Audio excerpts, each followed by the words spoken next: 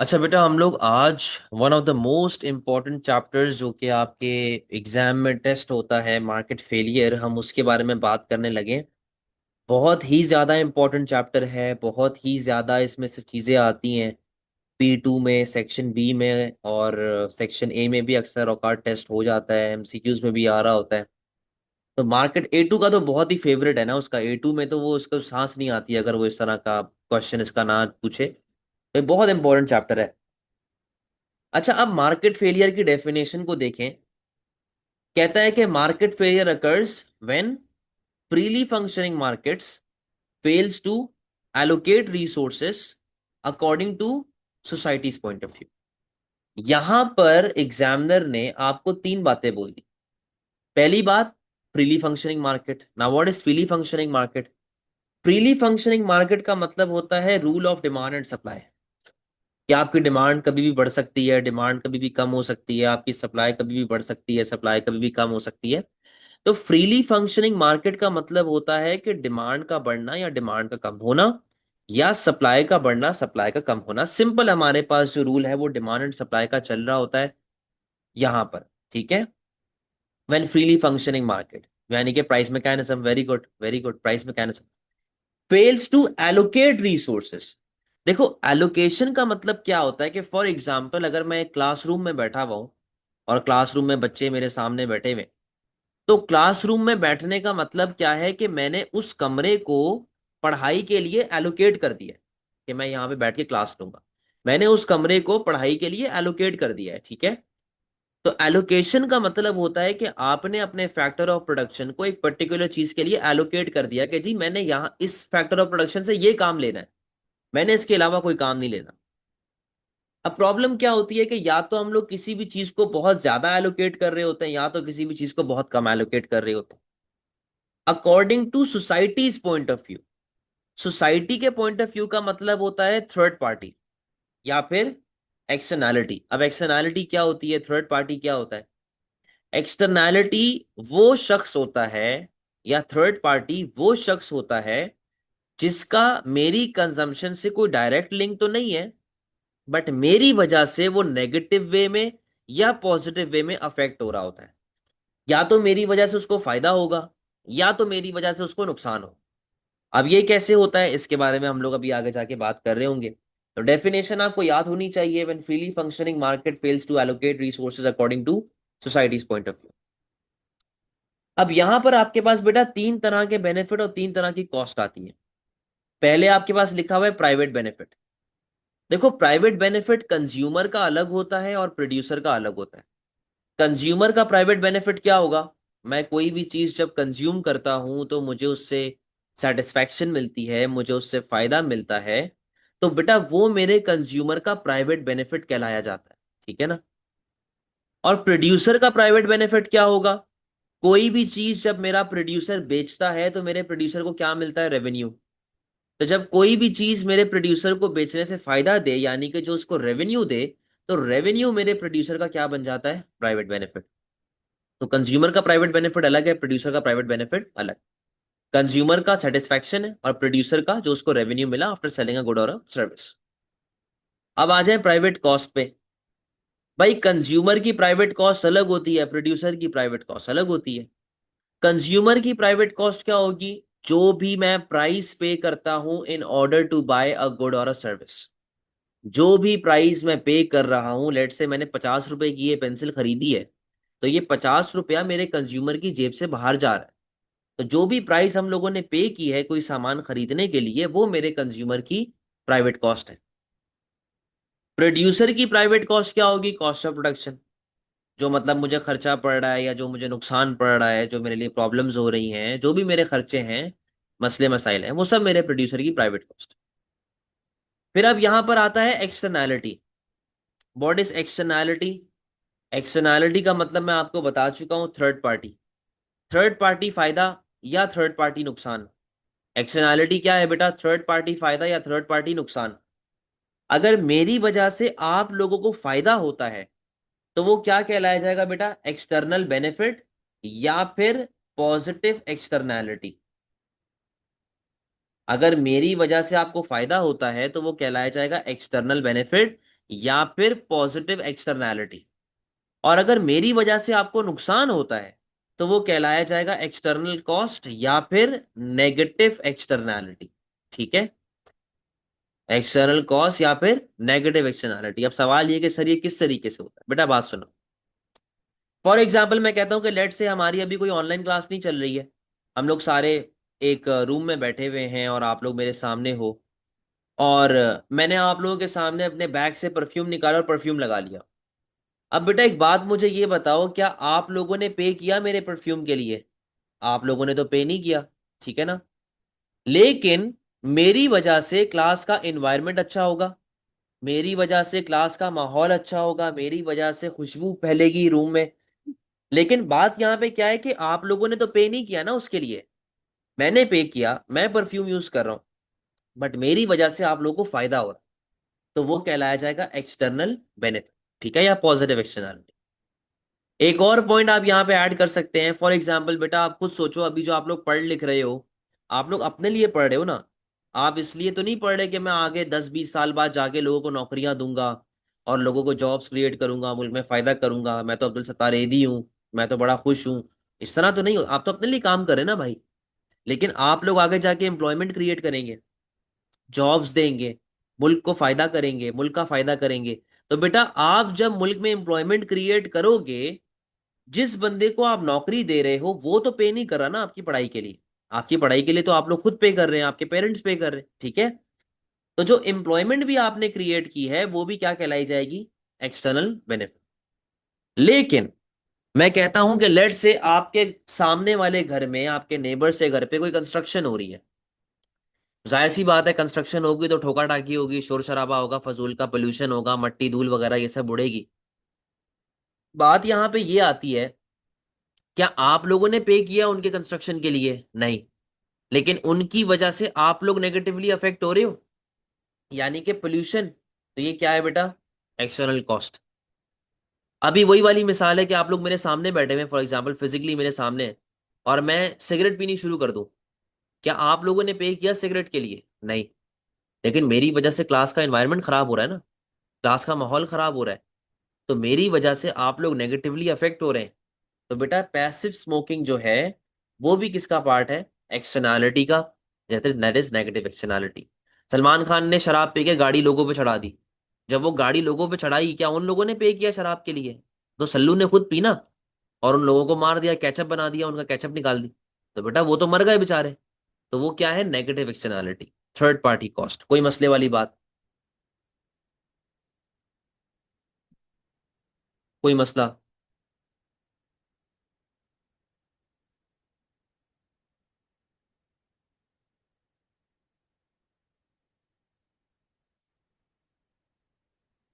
अच्छा, अब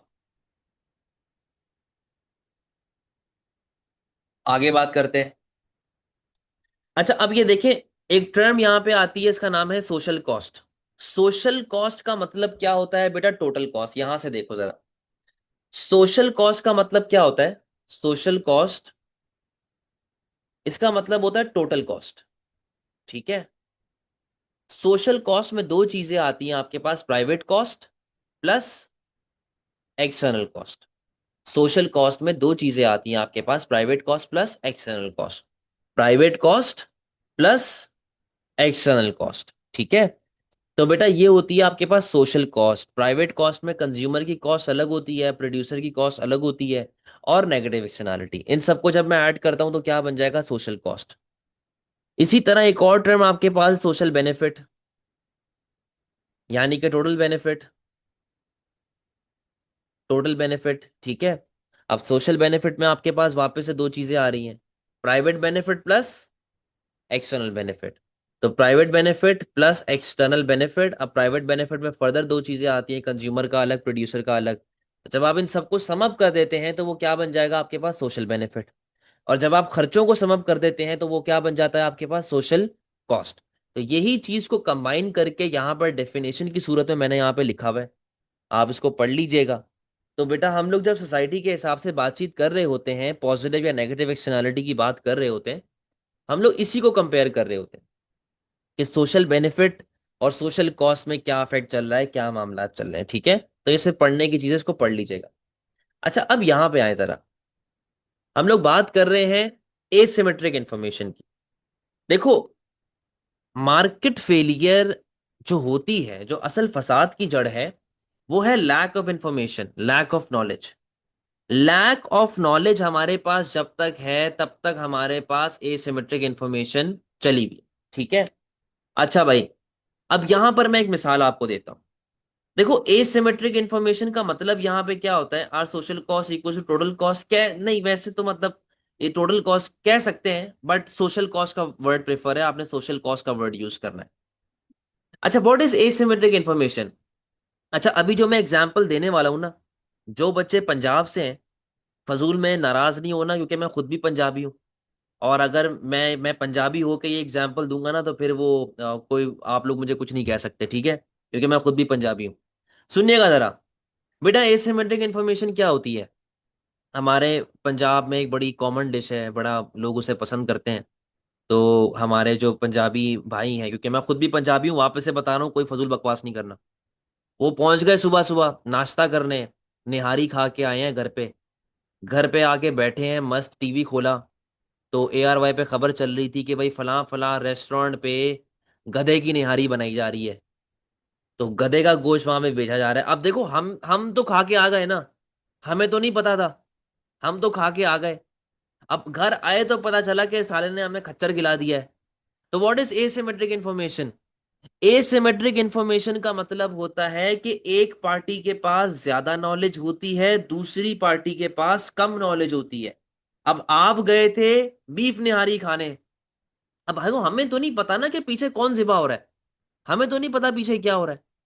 अब वहां पे उसने, जो प्रोड्यूसर है, प्रोड्यूसर को तो ये बात मालूम है, प्रोड्यूसर के पास तो नॉलेज है ना कि वो गोश्त में क्या चीज का इस्तेमाल कर रहा है। अब देखो, प्रोड्यूसर के पास नॉलेज ज्यादा है, प्रोड्यूसर के पास नॉलेज ज्यादा है, उसे पता है कि वो क्या चीज का गोश्त इस्तेमाल कर रहा है।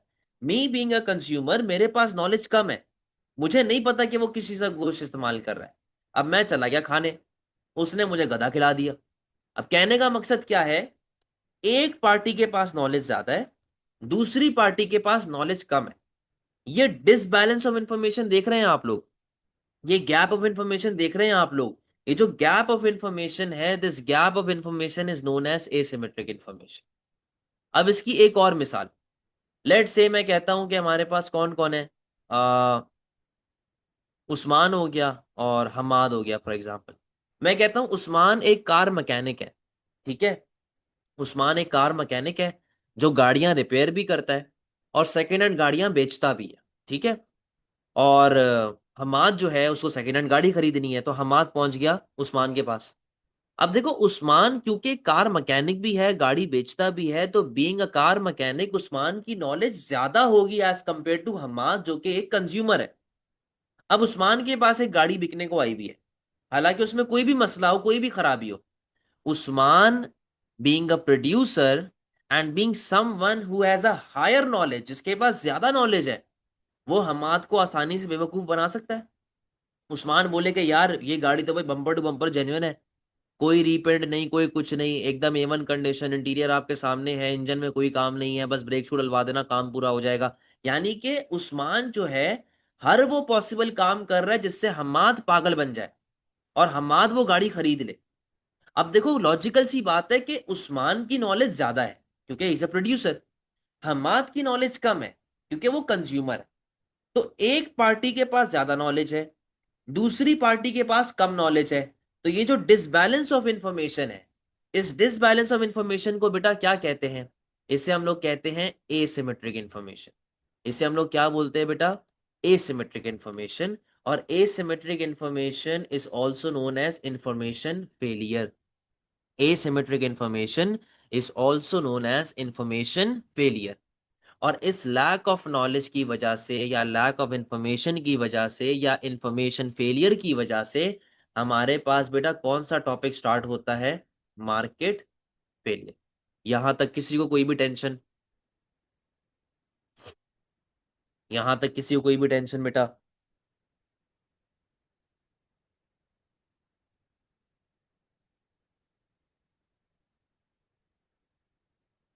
ठीक है, चलें अब बात को आगे बढ़ाते हैं। बेटा देखो, मार्केट फेलियर के टॉपिक में आपके पास 5 तरह के गुड्स आते हैं। आपके पास 5 तरह के गुड्स आते हैं। वो 5 तरह के गुड्स कौन कौन से हैं? Public good, private good, married good, demerit good, monopoly. Monopoly आपके सिलेबस का पार्ट नहीं है, लेकिन बहुत एक छोटा सा कॉन्सेप्ट मैं बताता हूँ, पढ़ाता हूँ, ताकि जब आप आंसर राइटिंग कर रहे हो तो आपको पता होना चाहिए कि यार मोनोपली होता क्या है। मोनोपली का एक बहुत डिटेल्ड वर्जन, एक बहुत ही ज्यादा डिटेल्ड वर्जन आप लोग इंशाल्लाह A2 में पढ़ेंगे। तो फिलहाल स्टार्ट करते हैं बेटा पब्लिक गुड से। Now what is public good? देखो, पब्लिक गुड सिर्फ वो गुड होता है जो कौन दे रही है? गवर्नमेंट, ठीक है ना। पब्लिक इदारा दे रहा है, प्राइवेट इदारे का इसमें कोई अमल दखल नहीं होता। अगर मैं यहाँ पे एग्जाम्पल दूं तो एग्जाम्पल आपके पास क्या आ जाती है? स्ट्रीट लाइट आ जाती है, आर्मी आ जाती है, पुलिस आ जाती है, नेवी, एयरफोर्स। ये वो चीजें हैं जो गवर्नमेंट दे रही है, ये प्राइवेट इदारा नहीं देता। ठीक है, ये पूरे का पूरा काम किसके हाथ में आता है बेटा? गवर्नमेंट के हाथ में आता है। रोड नहीं होता, अभी यहाँ बताऊंगा रोड के बारे में। ठीक है, ये कौन बना रहा है? गवर्नमेंट बना रहा है। अब देखिए, गवर्नमेंट कोई भी गुड या सर्विस दे तो गवर्नमेंट कभी भी उस गुड या सर्विस के लिए अपफ्रंट चार्ज नहीं करता। यानी कि ऐसा नहीं है कि स्ट्रीट लाइट लगी हुई है, आपने स्ट्रीट लाइट के आपने वो रोड इस्तेमाल किया तो बाहर एक बंदा टोकन लेके खड़ा हुआ है कि भाई 5 रुपए हो गए आपके या 10 रुपए हो गए आपके। तो ऐसा कभी भी अपफ्रंट चार्ज नहीं हो रहा होता पब्लिक को, ठीक है। ऐसा भी नहीं होता कि अगर आप पुलिस स्टेशन जाके रिपोर्ट लिखवाते हैं, आपको कोई हेल्प चाहिए, तो लेट से आप थाने गए, थाने पे आपने रिपोर्ट लिखवा दी कि जी फॉर एग्जाम्पल मेरा मोबाइल चोरी हो गया है। तो अब पुलिस वाला ये नहीं कहेगा कि आप 1000 रुपये वहां जमा करवा दो, क्योंकि ये हमारी फीस होती है चोर को पकड़ने की। पाकिस्तान में ऐसा होता है अक्सर औकात, लेकिन पूरी दुनिया में ये चीज नहीं होती। यानी कि public good is never charge upfront. वो किसके थ्रू चार्ज हो रहा होता है? टैक्सेस। क्योंकि देखो बेटा, जो आर्मी में है, जो पुलिस में है, जो नेवी में है, वो भी तो इंसान ही है ना। आखिर उसकी भी तो तनख्वाह पे करनी है ना गवर्नमेंट ने। अब तनख्वाह पे करने के लिए पैसा कहां से आएगा? थ्रू टैक्सेस, डायरेक्ट या फिर इनडायरेक्ट। अच्छा, अब पब्लिक गुड की कुछ कैरेक्टरिस्टिक्स होती हैं। ये कैरेक्टरिस्टिक्स आपको याद होनी चाहिए। Non rivalrous, non excludable and non rejectable. ये कैरेक्टरिस्टिक्स बेटे आपको याद होनी चाहिए। Non excludable, non rivalrous and non rejectable. ये क्या चीज होती है, इसके बारे में हम लोग बात करें। तो पहले तो जरा सी कैरेक्टरिस्टिक्स पे आ जाओ। पहला पॉइंट आपके पास लिखा हुआ है नॉन राइवल। नॉन राइवलरस को समझने से पहले जरा राइवलरस का मतलब समझे। What is rivalries? राइवलरस का मतलब ये होता है कि फॉर एग्जाम्पल मैंने कोई चीज खरीदी, जिस तरह लेट से इम्तियाज पे बॉडी स्प्रे पड़े हुए हैं, 10 बॉडी स्प्रे पड़े हुए हैं, मैंने 6 खरीद लिए फॉर एग्जाम्पल, पीछे कितने रह गए? 4। यानी कि दूसरे बंदों के लिए वो चीज कम पड़ गई ना। इसे कहते हैं राइवल बिहेवियर, कि मेरी वजह से दूसरों के लिए चीज का कम पड़ जाना। ठीक है, इसे राइवलरस बिहेवियर कहते हैं। Now what is non rivalrous? Non rivalries का मतलब ये होता है कि मेरी वजह से, मेरी कंजम्पशन की वजह से दूसरों के लिए चीज कम नहीं पड़ती। फॉर एग्जाम्पल मैं नॉर्दर्न एरियाज गया, नॉर्दर्न एरियाज पे एक नहर जा रही है, एक दरिया जा रहा है फॉर एग्जाम्पल, और मैं उस दरिया से पानी पीना शुरू हो गया। अब बेटा मैं ऊंट तो हूं नहीं कि मैं पूरा दरिया सुखा दूंगा। यानी कि अब वो मेरे साथ 1000 लोग भी वो पानी पीना खड़े हो जाए, तो बेटा पानी तो खत्म नहीं होगा ना। यानी कि मेरी वजह से दूसरों के लिए चीज कम नहीं पड़ रही। इसी तरीके से अगर मैं पुलिस स्टेशन जाता हूँ और मैं रिपोर्ट लिखवाता हूँ कि यार मेरे साथ ये मसले हैं, तो मेरी मदद करें, तो क्या पुलिस वाला उस टाइम पे ये बोलेगा कि भाई सारा काम धंधा छोड़ के हादी का मसला हल करो, पहले पहले हादी हमारी प्रायोरिटी है? ऐसे तो नहीं होता ना। बेटा मैं जाऊंगा या आप में से कोई जाएगा, कोई भी जाए, तो पुलिस वाला तो उसकी वैसे ही हेल्प करेगा ना। उसमें ये पॉइंट तो नहीं है ना कि पूरी फोर्स पहले हादी का काम निपटाने लग गई, फिर पूरी फोर्स अबिहा का काम निपटाने लग गई। इस तरह तो नहीं होता। यानी कि मेरी वजह से दूसरों के लिए चीज कम नहीं पड़ रही, इसे हम लोग कहते हैं नॉन राइवल बिहेवियर। इसे हम लोग कहते हैं नॉन राइवलरस बिहेवियर। अच्छा खदीजा पूछ रही है सर, डायरेक्ट और इनडायरेक्ट टैक्सेस के बारे में बता दें। बेटा डायरेक्ट टैक्स वो टैक्स होता है जो आपकी इनकम पे लगता है। ठीक है, आपकी इनकम पे डायरेक्टली लग रहा होता है। इनडायरेक्ट टैक्स कौन सा होता है? सेल्स टैक्स, जो आप वैट वगैरह पे कर रहे हो, या फिर आप क्या कहते हैं GST वगैरह पे करते हो। ठीक है, तो ये टैक्सेस का हिसाब किताब था। अच्छा, तो पहली कैरेक्टरिस्टिक आपके पास आ गई है नॉन राइवलरस। ठीक है, हाँ हाँ उस पर भी जाएंगे बेटा, सबर करो, हम सबर करो। एक तो हो गया ये कैरेक्टरिस्टिक नॉन राइवलरस। सेकंड आती है आपके पास non excludable. What is non excludable? देखो, एक्सक्लूड का मतलब क्या होता है? अलहदा करना, अलग कर देना। ठीक है। नॉन एक्सक्लूडेबल का मतलब यहां पे क्या है? नॉन एक्सक्लूडेबल का मतलब बेटा यहां पर ये है कि मैं टैक्स पेयर और नॉन टैक्स पेयर को अलग नहीं कर सकता, उनको अलहदा नहीं कर सकता। फॉर एग्जाम्पल मैं टैक्स पेयर हूं, मैं सालाना टैक्स पे करता हूं, और हसनैन टैक्स पेयर नहीं है। ठीक है ना? अब देखो, अगर मैं एक गली से गुजर रहा हूं और हसनैन एक गली से गुजर रहा है, और उस गली में एक स्ट्रीट लाइट लगी हुई है, तो क्या ऐसा होगा कि जब हादी गुजरेगा तो स्ट्रीट लाइट चालू हो जाएगी और जब हसनैन गुजरेगा तो स्ट्रीट लाइट बंद हो जाएगी? क्योंकि Hadi is a tax payer and Hasnain is a non tax pair. क्या ऐसा होगा? ऐसा तो नहीं होगा।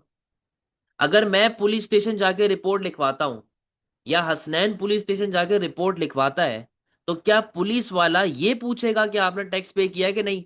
या वो फौरन से रिपोर्ट लिखेगा? भाई वो फौरन से रिपोर्ट लिखेगा ना। वो उसका काम तो नहीं है ये चेक करना कि आपने टैक्स पे किया है कि नहीं। यानी कि मैं, जो कि एक टैक्स पेयर है, और हसनैन जो कि एक नॉन टैक्स पेयर है, हम दोनों सेम बेनिफिट्स एंजॉय कर रहे हैं। मैं, जो कि एक टैक्स पेयर हूं, और हसनैन जो कि एक नॉन टैक्स पेयर है, हम दोनों सेम बेनिफिट्स एंजॉय कर रहे हैं। यानी कि हसैन हसनैन यहां पे क्या कर रहा है? हसनैन यहां पे कर रहा है बेटा मुफ्तखोरी। क्या कर रहा है हसनैन यहां पे? मुफ्तखोरी। हसनैन मुफ्ता मार रहा है। हर वो बेनिफिट जो मैं एंजॉय करता हूं पे करने के बाद, टैक्स पे करने के बाद, हसनैन वही सारे बेनिफिट्स एंजॉय कर रहा है without paying a single penny. Hasnain एक रुपया पे नहीं कर रहा, और मैं पे करके वो बेनिफिट एंजॉय कर रहा हूं। यानी कि हसनैन ने यहां पे क्या कर दिया है? मुफ्तखोरी। और इस मुफ्तखोरी को अच्छी इकोनॉमिक अंग्रेजी में क्या बोलते हैं? Free rider problem. हसनैन क्या कर रहा है? Free rider problem. अब बेटा देखो, एक प्राइवेट प्रोड्यूसर का मेन एम क्या होता है? एक प्राइवेट प्रोड्यूसर का मेन एम होता है प्रॉफिट कमाना। ठीक है ना? पैसे कमाना। मैं अगर अपनी भी पर्सनल बात करूं तो बेटा मैं खुद भी तो एक प्राइवेट प्रोड्यूसर ही हूं ना। मेरा मेन एम क्या है? प्रॉफिट कमाना, पैसे कमाना। यानी कि मैं कभी भी नहीं चाहूंगा कि मेरी क्लास में कोई बच्चा फ्री ऑफ कॉस्ट बैठा हुआ हो, अनटिल एंड अनलेस कि मैं उसे अलाउ करूं। तो मैं कभी भी नहीं चाहूंगा कि भाई कोई बच्चा फ्री में बैठा हो। ठीक है? यानी कि every one is paying for my service. मैं कभी भी ये टॉलरेट नहीं करूंगा कि मेरा सामान कोई बंदा फ्री में लेके चला जाए। इसी एक रीजन की वजह से एक प्राइवेट प्रोड्यूसर कभी भी पब्लिक गुड को प्रोड्यूस नहीं करता, due to the existence of free rider problem. Due to the existence of free rider problem, due to the existence of मुफ्तखोरी, एक प्राइवेट प्रोड्यूसर कभी भी पब्लिक गुड को प्रोड्यूस नहीं करेगा। अब एक सवाल आता है 8 मार्क का, कि यार what is the difference between public good and private good, और मुझे ये बताओ, क्या एक प्राइवेट प्रोड्यूसर कभी भी पब्लिक गुड प्रोड्यूस करेगा कि नहीं करेगा? देखो, पहले तो आपने ये बात लिख दी कि एक प्राइवेट प्रोड्यूसर कभी भी पब्लिक गुड को प्रोड्यूस नहीं करेगा due to the existence of free rider problem. But अगर प्राइवेट प्रोड्यूसर एक रास्ता ढूंढ ले जिससे वो लोगों को चार्ज कर सके, तब शायद वो पब्लिक गुड प्रोड्यूस करना शुरू कर दे। इसकी मिसाल मैं आपको ऐसे देता हूं कि लेट से हमने स्ट्रीट लाइट लगा दी, मैंने स्ट्रीट लाइट लगा दी अपने जाती पैसे से। ठीक है ना? मैंने क्या किया कि मैंने उस स्ट्रीट लाइट में एक ऐसा फंक्शन डाल दिया कि यार उसके पीछे ना मैंने एक मशीन लगा दी कि आप इस मशीन में 10 रुपए डालोगे तो स्ट्रीट लाइट चलेगी, पैसे नहीं डालोगे तो स्ट्रीट लाइट नहीं चलेगी। और मशीन में मैंने एक कैमरा लगा दिया। मशीन में मैंने एक कैमरा लगा दिया, बेटा टूल पे भी जाते हैं, सब्र करें। मैंने मशीन में एक कैमरा लगा दिया कि वो इस चीज को मेक श्योर करे कि सिर्फ एक ही बंदा खड़ा हुआ हो उस टाइम पे। अगर 10 लोग खड़े हुए होंगे तो स्ट्रीट लाइट नहीं चलेगी जब तक 10 लोग पैसे नहीं डालेंगे। तो मैंने कोई रास्ता निकाल लिया। तो अगर कोई रास्ता निकल आता है, then there is a possibility कि जो प्राइवेट प्रोड्यूसर है पब्लिक गुड दे दे, वरना यूजुअली ऐसा पॉसिबल नहीं। लास्ट लिखा हुआ है जी नॉन रिजेक्टेबल। नॉन रिजेक्टेबल का मतलब ये होता है कि आप गवर्नमेंट की दी हुई सर्विस को कभी भी रिजेक्ट नहीं कर सकते। आप गवर्नमेंट की दी हुई सर्विस को कभी भी रिजेक्ट नहीं कर सकते। कहने का मकसद यहाँ पे ये है कि भाई लेट्स से अगर गवर्नमेंट मेरे टैक्स का पैसा यूज करके एक रोड बना रही है जो मैं इस्तेमाल नहीं करता, तो मैं गवर्नमेंट को ये नहीं बोल सकता कि यार आप ये मेरे पैसे यहाँ पर इस्तेमाल नहीं करो, मैं इजाजत नहीं दे रहा आप। मैं कुछ भी नहीं कर सकता। तो उसे कहते हैं नॉन रिजेक्टेबल बिहेवियर। बट नॉन रिजेक्टेबल इतना ज्यादा कोई इंपॉर्टेंट फीचर है नहीं। सही है? इतना कोई इंपॉर्टेंट चीज नहीं है। अच्छा, अब जो अभी 2025 का पेपर गया है, मेरी एक स्टूडेंट है, उसका ए ग्रेड आया था, उसका मैंने पेपर रिव्यू करके यूट्यूब पर डाला हुआ है। अच्छा, एक ऐसी जगह है जहां पर उसने इतनी कोई बकवास घटिया मिस्टेक की हुई है ना, जिसकी वजह से उसको मार्क नहीं मिला। वो मिस्टेक क्या थी? क्वेश्चन यही वाला था कि what is the difference between public good and private good, and can a private producer ever produce public good, इस तरह का क्वेश्चन। अच्छा, अब सिनेरियो तो यही है कि आपको पब्लिक प्राइवेट का डिफरेंस बताना है, फिर आगे कैरेक्टरिस्टिक्स बतानी है, वगैरह वगैरह। कैरेक्टरिस्टिक्स बताने में आपको पूरा पूरा वर्ड लिखना है कि public good is non rivalrous, non excludable, non rejectable. ठीक है? और फिर उसको एक्सप्लेन करना है। इस बच्ची ने अपनी जिंदगी का आधा मिनट बचा के क्या करा, लिखा जी कि public goods are non rivalrous and excludable and rejectable. Examiner ने मार्क ही नहीं दिया। एग्जामिनर ने मार्क ही नहीं दिया। आपको क्या लिखना चाहिए था पूरा, कि these goods are non rivalrous, non excludable, non rejectable. आपने लिखा कि these goods are non rivalrous and excludable and rejectable. क्यों मार्क देगा वो आप? तो बेटा, ये बकवास मिस्टेक्स ना किया करें, सिली मिस्टेक्स ना किया करें। आधा मिनट बचा के आप लोग कुछ नहीं उखाड़ेंगे जिंदगी में। प्रॉपर लिखा करो, प्रॉपरली एक्सप्लेन किया करो। अब प्राइवेट पे आ जाओ। प्राइवेट गुड क्या होता है? प्राइवेट गुड प्राइवेट सेक्टर दे रहा होता है। आपका मेन ऑब्जेक्टिव क्या होता है? प्रॉफिट मैक्सिमाइजेशन, प्रॉफिट कमाना। और यहाँ पर भी कुछ प्रॉब्लम्स होती हैं, ओवर अंडर एलोकेशन के मसले मसाइल चल रहे होते हैं, क्योंकि देखो हमारा मेन ऑब्जेक्टिव होता है प्रॉफिट कमाना। तो हम लोग हर वो काम करेंगे जिससे हमारा प्रॉफिट मैक्सिमाइज हो जाए। ठीक है? अच्छा, पब्लिक गुड जो है ना, वो प्राइवेट गुड और पब्लिक गुड दोनों बिल्कुल ऑपोजिट है। प्राइवेट गुड की नेचर पब्लिक के मुकाबले में बिल्कुल डिफरेंट है। वो नॉन राइवलरस था, ये राइवलरस है। वो नॉन एक्सक्लूडेबल था, ये एक्सक्लूडेबल है। वो नॉन रिजेक्टेबल था, ये रिजेक्टेबल है। कैसे बेटा? सुनना। जो मैं एग्जांपल दे रहा था कि भाई नाहीद पे या इम्तियाज पे 10 बॉडी स्प्रे पड़े हुए थे, मैंने 6 खरीद लिए। मैंने 6 खरीद लिए, पीछे कितने बचे बेटा? 4। यानी कि मेरी वजह से दूसरों के लिए चीज कम पड़ गई, दूसरों के लिए सामान कम पड़ गया। कौन सा बिहेवियर है ये? राइवलरस। जब तक मैं नाहीद के काउंटर पे पैसा पे नहीं करूंगा, रसीद नहीं लूंगा, तब तक वो मुझे गेट से बाहर नहीं आने देंगे। मैं गया, मैंने उसके लिए पे किया, मैंने चार्ज किया, मैंने अपने पैसे दिए बिल्कुल काउंटर पे जाके। मेरे पास एक बिल आ गया, एक रसीद आ गई। रास्ते में मुझे मिल गया हसनैन, और हसनैन जिद पे आ गया कि इनमें से एक बॉडी स्प्रे मेरा है। बेटा, क्यों बॉडी स्प्रे आपका है? मैंने पे किया ना, मेरे पास एक प्रॉपर बिल है, मेरे पास एक प्रॉपर रसीद है। I have paid for it up front.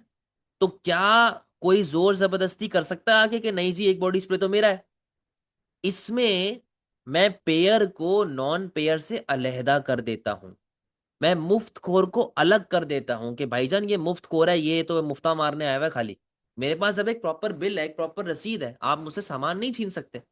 यानी कि मैंने पेयर को और नॉन पेयर को अलहदा कर दिया है, अलग कर दिया है। इसे हम लोग क्या बोलते हैं? Excludable behaviour.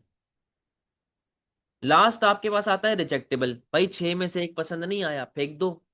किसी को रिजेक्ट कर दो, इस किसी को दे दो, किसी को गिफ्ट के तौर पे दे दो। भाई नहीं इस्तेमाल करो, खत्म हो गई बात। आपने रिजेक्ट कर दिया ना उस चीज को, मुझे नहीं पसंद आ रही। तो फिर sir, what is the objective public good? बेटा, पब्लिक गुड का ऑब्जेक्टिव होता है सर्विस देना, social welfare. One more question. Sir, what about the analysis of these goods if I get a question asking about the difference और like the question? ये मैं आपको बताऊंगा ना, जब पास्ट पेपर्स करेंगे तो इंशाल्लाह मैं इसके बारे में बात करूंगा। ठीक है? तो ये होती है बेटा कहानी आपकी पब्लिक गुड की और प्राइवेट गुड की, और बेसिक आपके पास कहानी ये चल रही हो। ठीक हो गया?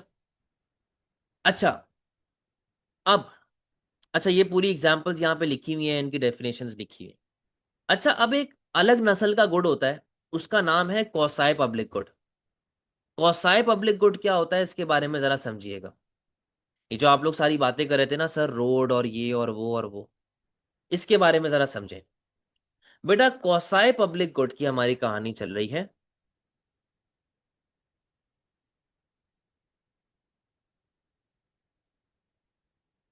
कौसाई पब्लिक गुड क्या होता है? देखें, ये वो गुड होता है जिसमें पब्लिक और प्राइवेट दोनों की कैरेक्टरिस्टिक्स चल रही होती, दोनों की कैरेक्टरिस्टिक्स चल रही होती है। यानी कि एक्सक्लूडेबल बिहेवियर भी है, राइवलरस भी है, नॉन एक्सक्लूडेबल, मतलब इस तरीके से हिसाब किताब चल।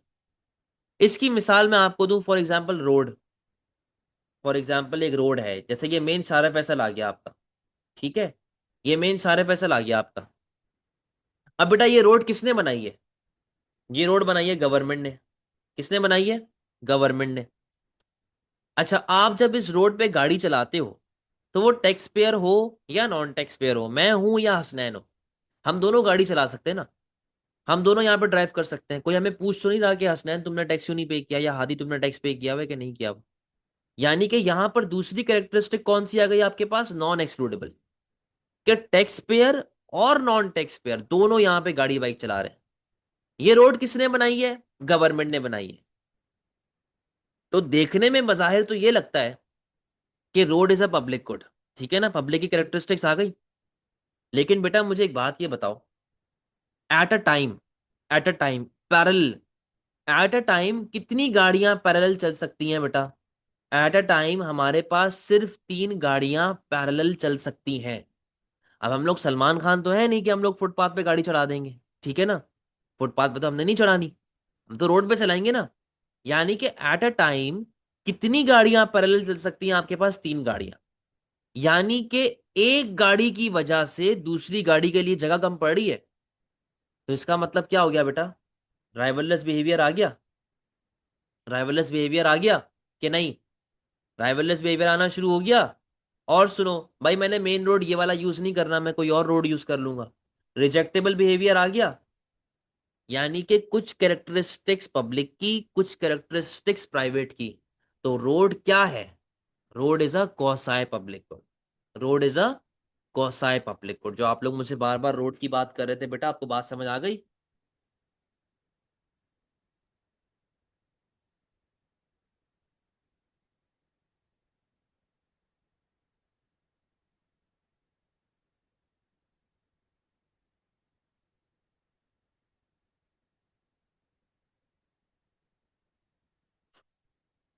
एक्सक्लूडेबल कैसे हुआ हमार, मुझे आप ये बताओ।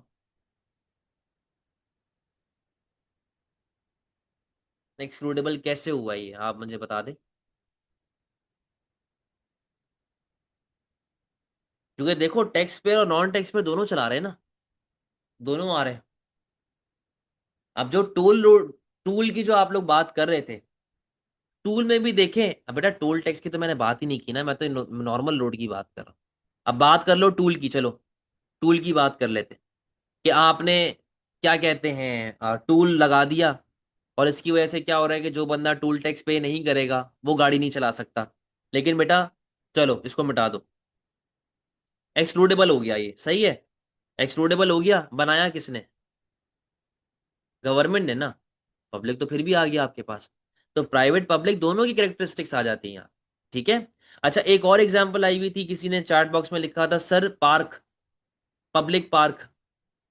आप उसकी भी बात कर लेते हैं, इधर आओ। भाई ये एक पब्लिक पार्क है आपका, ठीक हो गया। अब इस पार्क में क्या कहानी चल रही है?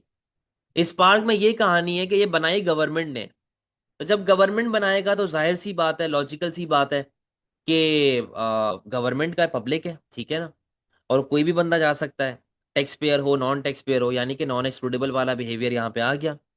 लेकिन बेटा लेट से अगर अल्ताफ भाई ने जलसा अनाउंस कर दिया, निश्तर पार्क में जलसा है, जलसे में लोग हैं, तो बेटा ये पार्क तो पूरा भर जाएगा ना, ये पार्क तो भर जाएगा पूरा। ड्राइवरलेस बिहेवियर आ गया यहाँ पे।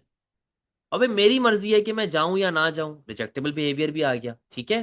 तो इस तरीके से आपके पास बेटा ये जो पार्क है वो, ये भी कौसाई पब्लिक आ जाता है। एक और मिसाल मैं आपको देता हूँ, एक क्वेश्चन है वो टेस्ट हुआ था आपके एग्जाम में 2-3 साल पहले।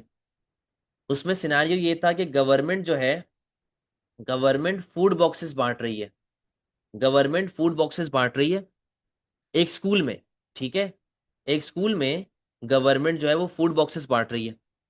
तो ये क्या है, पब्लिक गुड है, प्राइवेट गुड है, कौन है पब्लिक है, क्या है, ये क्वेश्चन था। अब बेटा देखो गवर्नमेंट बांट रही है तो पब्लिक आ गया, ठीक है ना, और हर बंदे को दे रही है, टैक्स पेयर है नॉन टैक्स पेयर है तो नॉन एक्सक्लूडेबल बिहेवियर आ गया, ठीक है। लेकिन यहां पर एक्सक्लूडेबल बिहेवियर भी है। एक्सक्लूडेबल बिहेवियर कैसे है? बेटा जो बंदा स्कूल के बाहर है उसको फूड बॉक्स नहीं मिलेगा, एक्सक्लूड कर दिया। वो लोग जो स्कूल के अंदर है, वो लोग जो स्कूल के बाहर है, तो उसको फूड बॉक्स नहीं मिलेगा, एक्सक्लूडेबल बिहेवियर आ गया। इसके अलावा इसके अलावा बेटा, एक बच्चा है, उसने खाने से मना कर दिया। अब जब वो खाने से मना करेगा, जबरदस्ती उसके मुंह में तो नहीं घुसाऊंगा ना मैं, रिजेक्ट कर दिया उसने, रिजेक्टेबल बिहेवियर। एक मोटा बबला था, वो बबलू बच्चा जो है वो 4 डब्बे लेके भाग गया, तो दूसरों के लिए कम पड़ गया, राइवललेस बिहेवियर। सही है। तो इस तरीके से बेटा आपके करेक्टरिस्टिक के हिसाब से वो क्या चीज बन गई, कौसाई पब्लिक गुड बन गई। ठीक है। अच्छा, इसी तरह एक और क्वेश्चन जो अभी रिसेंट टेस्ट हुआ है, सीवीयू के बारे में पूछ रहा है, बीच के बारे में पूछ रहा है, क्या बीच पब्लिक गुड है कि नहीं। तब उसके भी कंक्लूजन बता रहा हूं। देखो, बीच वैसे तो किसी की प्रॉपर्टी नहीं है, ठीक है ना, फ्री है, आप कहीं भी जा सकते हैं, जाना है जाएं, नहीं जाना ना जाएं, ठीक है ना। तो बीच पब्लिक प्रॉपर्टी के अंदर आ गई, पब्लिक गुड हो गया। बीच बहुत बड़ा होता है, लोग वहां पे जाते हैं, एंजॉय करते हैं। तो क्या कहते हैं, नॉन राइवलरस बिहेवियर भी आ रहा है। और क्या कहते हैं, आप फ्री ऑफ कॉस्ट वहां पे जा सकते हैं, पे करने की जरूरत नहीं है, नॉन एक्सक्लूडेबल बिहेवियर भी आ गया। ठीक है। तो इससे सारी चीजें क्या बन गई, पब्लिक। लेकिन बेटा कोई इवेंट है, इस तरह यूजली क्या होता है कि यूरोपियन कंट्री में जो गोरे होते हैं उनको टैनिंग का बड़ा शौक होता है। जब सख्त धूप निकलती है तो वो सारे गोरे पहुंच जाते हैं टैन करवाने के लिए, ठीक है ना।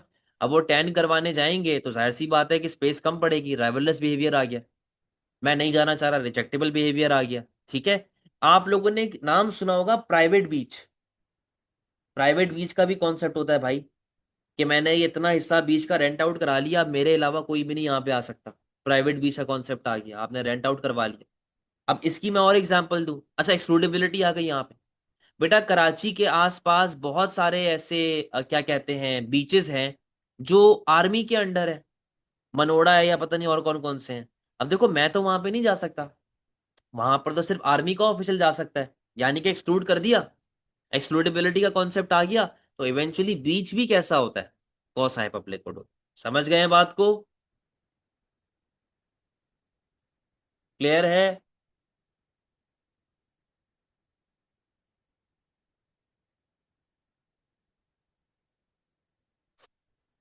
चले जी, बाकी कहानी इंशाल्लाह इसकी नेक्स्ट क्लास में कंटिन्यू करेंगे। जा सकते हैं, अल्लाह हाफ़िज़।